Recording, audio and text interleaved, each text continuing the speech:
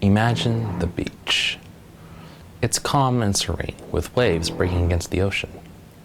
And you go out for a little swim in the nice, cool night with nice, cool water, but as you swim, there's a weird, eerie feeling going up your spine that you're being stalked. And it gets closer and closer. And you know something's approaching you, but you don't know what. It only continues to get worse as long as you wait in the water.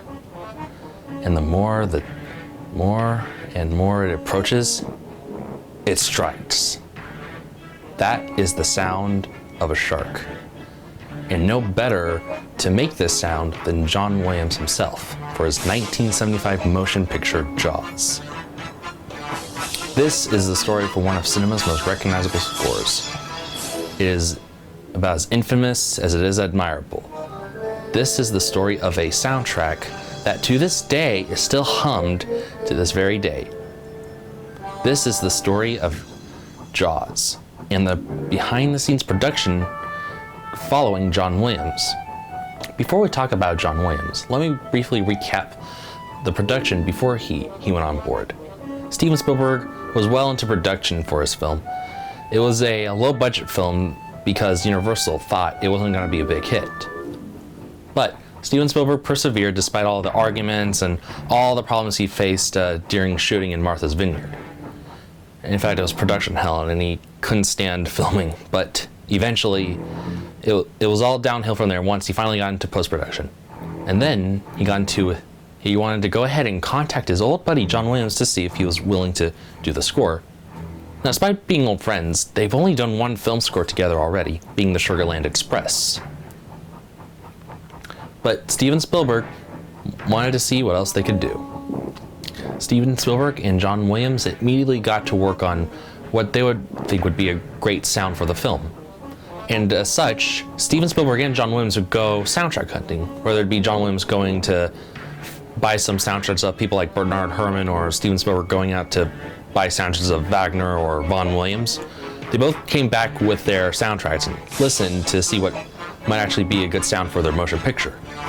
And as they listened, John Williams would form in his head the themes, and while doing so would sketch. And as soon as his first sketch was done, there was the first theme, the Wild Shark theme. Steven Spielberg and John Williams agreed that this was going to be a score of high adventure, as well as thrills, of course. However, Steven Spielberg wanted what John Williams likes to do, those big 88-person orchestral scores. However, John Williams disagreed because to fit the setting and the characters, John Williams thought a more 40 to 30-person orchestra would be better, a smaller scale for a smaller film. As soon as John Williams was done with his first sketch for Jaws, he and Spielberg sat down with a piano to listen, and Steven Spielberg was expecting a mysterious, frightening, and a very otherworldly theme. However, he got the very simple and very recognizable dun dun dun dun dun dun dun dun dun dun dun dun dun. However, Steven Spielberg thought it was a joke, and I'm not kidding. He actually laughed out loud, saying it was funny, but John Williams had to correct him. And Spielberg was like, that's it, and continued asking if this really was a joke. But however, John Williams said, no, this is the real theme.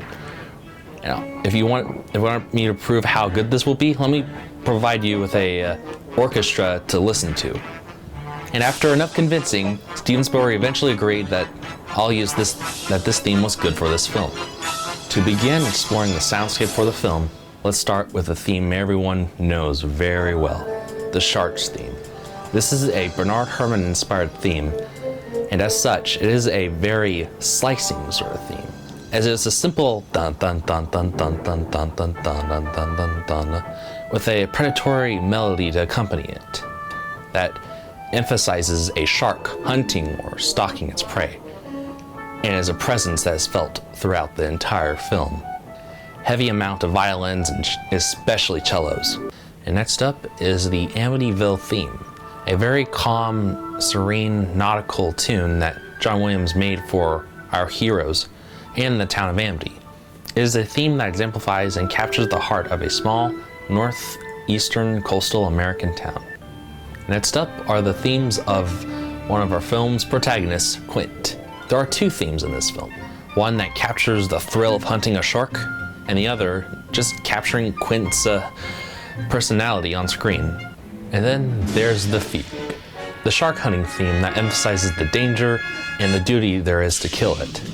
And then, to help out with the film's musical tapestry, to capture its nautical flavor, John Williams also adapted plenty of sea shanties from other works from different time periods. One of them includes Spanish Ladies. Now, as soon as the score was completed, the film would be edited and then completed. However, as I said earlier, Universal thought that this wasn't going to be a very big hit. In fact, they thought it was going to be a flop despite its low budget. But however, on opening weekend, the film was massive. In fact, it was one of the highest grossing films of the 1970s, and a film that is often credited of being the first ever blockbuster. This was the film that propelled people like Steven Spielberg up to new heights, and especially John Williams. John Williams won his very first Academy Award for this film. This soundtrack became one of the most well-known and most popular soundtracks of all time. It is a theme so recognizable, you probably can't even think of looking at a shark and not thinking about it. This is a soundtrack that made Steven Spielberg and John Williams a duo to be reckoned with. The legacy and impact of Jaws can just simply not be understated. It is the film that got John Williams into stardom, and so has Spielberg. This is a directing working ship that has continued all the way till now. In fact, probably still will continue, knowing that John Williams is out of retirement. This is also the film that made people afraid to go into the water. And that concludes another episode of Musicology with Rhett and Maxwell. Thank you for listening, and I'll see you later.